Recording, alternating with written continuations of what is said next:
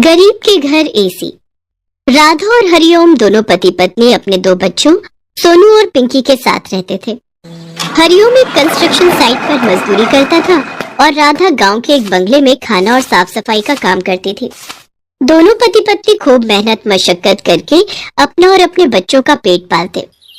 चिलचिलाती गर्मी के मौसम ने अपनी दस्तक दे दी थी। इस बार भीषण गर्मी थी। सड़क मानो जलते हुए तवे समान तप रही थी। दिन हो या रात, गर्मी से हाल बेहाल था। जी ये लो ठंडा ठंडा नींबू पानी, आपको इस भयानक गर्मी में इससे थोड़ी राहत मिलेगी। क्या फायदा इस नींबू पानी का?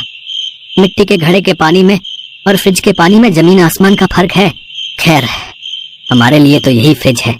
लाओ इधर। हरिओम मजदूरी के लिए काम पर चला जाता है। पिंकी और सोनू को घर में संभालने वाला कोई नहीं था, इसलिए राधा उन दोनों को अपने साथ काम पर ले जाती। उस बंगले में मालिक रोशनलाल, मालकिन मनोरमा और उनके दो छोटे बेटे आरव और नीरव रहा करते थे। पिंकी, सोनू, तुम दोनों यहाँ रसोई घर में चुपचाप बैठो, शैतानी मत करना वरना मालिक और मालकिन गुस्सा हो जाएंगे।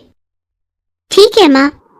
पिंकी और सोनू रसोई के कोने में बैठ जाते हैं, लेकिन तभी उन्हें कहीं से ठंडी ठंडी हवा महसूस होती है और वो दोनों बहुत खुश हो जाते हैं। पिंकी, वो देखो, लगता है ये ठंडी ठंडी हवा आरव और नीरव के कमरे से आ रही है।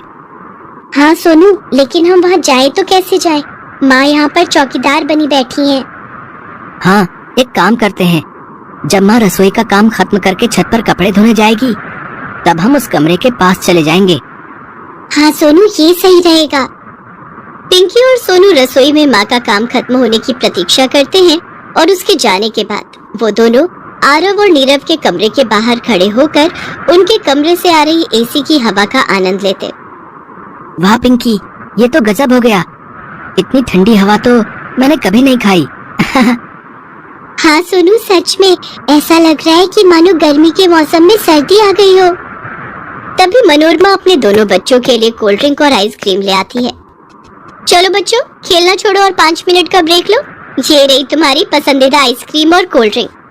Thank you mummy. आइसक्रीम और कोल्ड ड्रिंक देखकर सोनू और पिंकी के मुंह में पानी आ जाता है। पिंकी, इधर हमें ढंग का सत्तू शरबत भी नसीब नहीं होता, और यहाँ पर ये नीरव और आरव एसी में बैठकर आइसक्रीम और कोल्ड ड्रिंक का मजा ले रहे हैं। हाँ सोनू, हमारी तो किस्मत में ही नहीं है।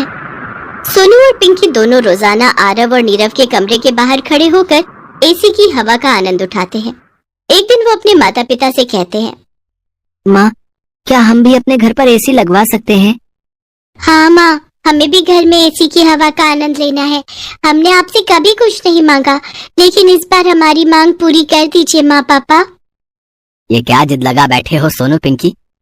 बच्चों, हम गरीब हैं, हमारे घर पर एक पंखा ही है, वही बहुत बड़ी बात है। एसी लाने के बारे में तो हम सोच भी नहीं सकते। लगता है बंगले में एसी की ठंडी हवा खाने के बाद से तभी ये इतनी जिद कर रहे हैं। सुन लो तुम दोनों, अगर तुम दोनों यूं ही जिद करते रहोगे ना, तो मैं कल से तुम दोनों को बंगले पर नहीं ले जाऊंगी। वैसे भी मालिक मालकिन रोज मुझे ताने कसते हैं। सोनू और पिंकी कुछ नहीं बोलते और चुपचाप गर्दन झुकाकर एक कोने में बैठ जाते हैं।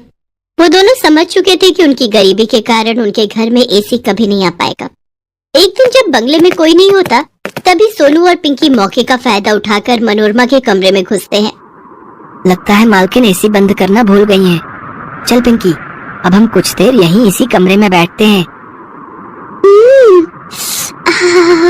कितना सुकून मिल रहा है गर्मी में एसी की हवा खाने का। देखते ही देखते 15 मिनट बीत जाते हैं और एसी में आराम करते करते कब दोनों की आंख लग जाती है पता ही नहीं चलता। इतने में अचानक से मनोरमा रोशनलाल अपने दोनों बच्चों के साथ बंगले में वापस लौटते हैं। तभी पिंकी और सोनू को अपने कमरे के बेड पर सोया देख मनोरमा गुस्से से तिलमिला उठती है और वो जोर से चिल्लाती है, उठो अभी के अभी मेरे बेड से। सोनू और पिंकी दोनों हड़बड़ाकर उठ खड़े होते हैं। राधा भी मनोरमा की आवाज सुनकर भागी भागी चली आती है। क्या हुआ मालकिन? क्या हुआ? क्या नहीं हुआ? ये देख नहीं रही तू? इन बच्चों ने अपने गंदे मैले बदबूदार कपड़ों से मेरा पूरा बेड गंदा कर दिया। तेरे इन बच्चों ने एसी देखा नहीं और सोने चले मेरे बेड पर, भिखारी कहीं के।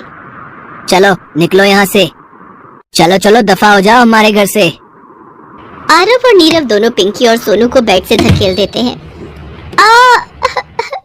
सोनू, पिंकी, तुम दोनों ठीक तो हो ना बच्चों? ये हमारा घर है, कोई धर्मशाला नहीं कि जो भी आएगा और बेड में सो जाएगा। बड़े आए एसी में सोने वाले, तुम लोगों की तो औकात भी नहीं है एसी देखने की। चलो निकलो मेरे घर से अभी, इसी वक्त। मालिक मालिक मेरी बात तो सुनिए, बच्चे ये नादान है। मैं वादा करती हूँ आपसे कि इनकी आखिरी भूल होगी, इस बार माफ कर दीजिए। अरे तेरे ये दोनों बच्चे अपनी औकात से बाहर जा रहे हैं, अब तुझको और तेरे बच्चों को तेरी औकात याद दिलानी होगी। मनोरमा राधा और उसके दोनों बच्चों को बंगले से धक्के मारकर निकाल देती है। अब राधा का काम छूट जाता है और घर का सारा भार हरिओम के कंधों पर आ जाता है। माँ, पापा, हमें माफ कर दो, हमारी वजह से ये सब हुआ, आपका काम भी छूट गया। हमने कुछ भी जानबूझकर नहीं किया माँ, हमें माफ कर दीजिए। नहीं बच्चों, तुम माफी मत मांगो, मैं समझ सकती हूँ, तुम्हें तो बस एसी की ठंडी हवा चाहिए थी। हमें माफ कर दो बेटा, हम तुम्हें बड़े घर वाला सुख चैन नहीं दे सकते। इस भीषण गर्मी में राधा खिड़की पर गीला कपड़ा टांगती है जिससे घर में ठंडक बनी रहे, लेकिन उसके इस प्रयास के बाद भी एसी वाला सुख अपने बच्चों को नहीं दे पाती। फिर एक दिन जब वो गांव के बाजार से जा रही होती है, तभी वहाँ पर एक आदमी लाउडस्पीकर में घोषणा करते हुए जा रहा था। सुनो सुनो सुनो सभी गांव वालों, गांव में स्वादिष्ट खाना बनाने की प्रतियोगिता होने जा रही है। जी हाँ, 10 मिनट के अंदर जो व्यक्ति सबसे स्वादिष्ट और लज्जतदार व्यंजन बनाएगा उसे मिलेगा एक एसी और 20,000 रुपयों का इनाम। तो इस सुनहरे अवसर को अपने हाथ से जाने मत देना। अरे वाह, क्यों ना मैं इस प्रतियोगिता में हिस्सा लूं? अगर जीती तो एसी और पूरे 20,000 रुपए का इनाम मिलेगा। राधा के हाथ से बने खाने में एक अलग सा जादू था और वो प्रतियोगिता में हिस्सा लेती है। वो उस प्रतियोगिता में 10 मिनट के भीतर स्वादिष्ट पाव भाजी बनाती है, जिसे खाकर जज खुश हो जाते हैं और राधा प्रतियोगिता जीत जाती है। उसे इनाम में एसी और 20,000 रुपए मिलते हैं। माता रानी की कृपा से हमारे घर में एसी आ ही गया। माँ बस 1 मिनट, मैं अभी आरती की थाली लाती हूँ। पिंकी और सोनू आरती की थाली लाते हैं और एसी को तिलक लगाते हैं। इस तरह वो एसी का घर पर स्वागत करते हैं।